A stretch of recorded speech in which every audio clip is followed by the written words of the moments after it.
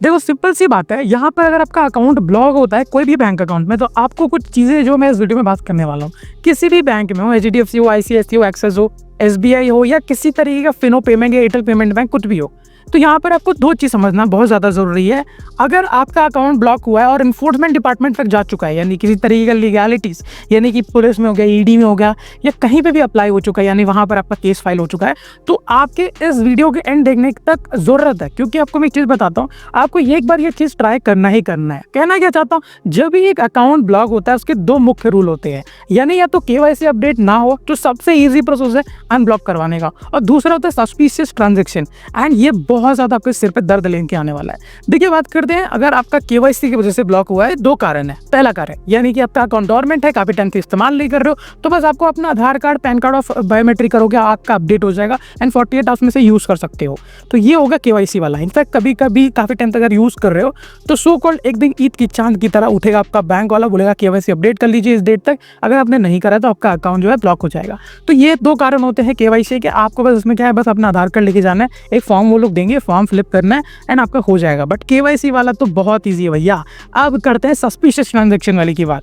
तो सबसे ज़्यादा प्रॉब्लम है इसमें, यहाँ पे लोग जो मासूम इंसान है वो कैसे फंसते हैं, वो है चेन ऑफ ट्रांजैक्शन। अब चेन ऑफ ट्रांजैक्शन का मतलब मैं आपको समझा देता हूँ। समझ लेते हैं एक इंसान ने फ्रॉड किया हुआ है, 5,000 का, 6,000 का, जिससे भी किया हो। इनफैक्ट अब सस्पिशियस ट्रांजैक्शन में भी आजकल मल्टीपल टाइम्स हो चुके हैं। अगर आपने किसी तरीके के प्लेटफॉर्म से पैसा अपने अकाउंट में लिया है, यानी जैसे कलर ट्रेडिंग करते वक्त या कोई भी गेम खेलते वक्त, जिसमें कहा जाता है कि आप real time real money earn कर सकते हो, और वहाँ पे आपने पैसा विड्रॉ करने के लिए अपना यूपीआई आईडी सेव कर लिया है, या उसके ऐप के अंदर डालने के लिए आपने अपना डेबिट कार्ड सेव कर लिया, या यूपीआई आईडी सेव कर लिया है, या आपने अपने अकाउंट से पैसा उसमें डाला हो, या आपने अपने अकाउंट से पैसा लिया हो, तो उस केस में सस्पिशियस ट्रांजैक्शन आ जाता है। तो सोल्यूशन क्या है, मतलब लिटरली सोल्यूशन की बात करें तो एक एनओसी होता है। तो जिस एनओसी, यानी एनओसी कैसे प्राप्त करोगे, तो जो भी, जैसे कि आपका कोई पुलिस स्टेशन पे केस फाइल हुआ है या कोई लॉ एजेंसी में, इन्फोर्समेंट डिपार्टमेंट, वहाँ पे आपको कांटेक्ट करना है, कुछ एविडेंस दिखाना है कि मैं मतलब प्रॉब्लम में नहीं हूँ, मैं हर चीज़ मैंने लीगली किया है। तो आपके जब एविडेंस क्लियर होंगे तब आपको यहाँ पे टोटली आपको यहाँ से अनब्लॉक हटा देता है। यानी सस्पिशियस ट्रांजैक्शन भी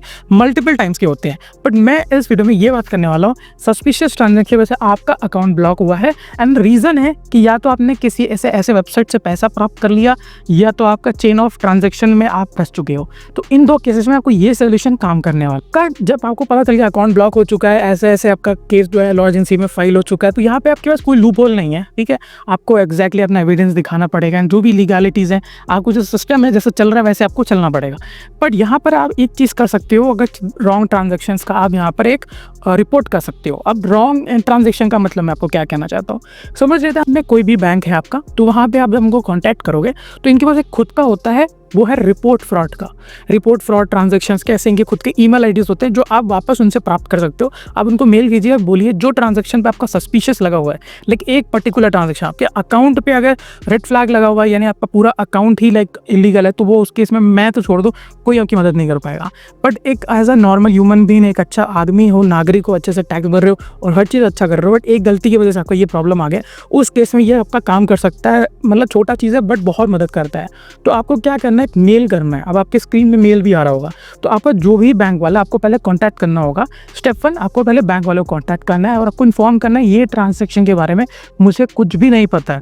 लिटरली अगर आपने पहले भी इन लोगों से बात रखा हुआ है कि भैया ऐसे हो गया, उससे भूल जाओ। आप एक नया फ्रेश स्टार्ट कीजिए, उनको बोलिए कि ये ट्रांजैक्शन मुझे नहीं पता है, ये कैसे मेरे अकाउंट में डिपॉजिट हुआ है या विड्रॉ हुआ है, जो भी है आप बता सकते हो। अब आप बोलना कि मुझे इसके बारे में कुछ नहीं पता है, तब वो ट्रांजैक्शन आप पे रिपोर्ट होगा एंड रिपोर्ट होने के बाद वो ट्रांजैक्शन रिमूव कर देगा। अब जैसे ही ये ट्रांजैक्शन रिमूव होगा तो आपका काम आसान हो जाएगा, आपका जो है अनब्लॉक यानी सस्पिशियस हट जाएगा और आपका अकाउंट जो है अनब्लॉक हो जाएगा। सुनने में, करने में बहुत ज़्यादा सोच रहे होंगे ये होगा कि नहीं होगा, पर ट्राई करना बनता है, इससे हो सकता है, मतलब हुआ है एक्चुअली में, तभी तो मैं आपको बता रहा हूँ। तो ऐसे केसेस ऐसे आते हैं तो कर सकते हो, बट मैं एक्जैक्टली आपको यही बता दे रहा हूँ। अगर कोई बड़े अमाउंट पे या आप बहुत बड़ा फ्रॉडलेंट एक्टिविटीज़ में हो तो आपको कोई मदद नहीं कर पाएगा, आप लिटरली लीगल के ही जाइए, कोर्ट के थ्रू ही जाइएगा।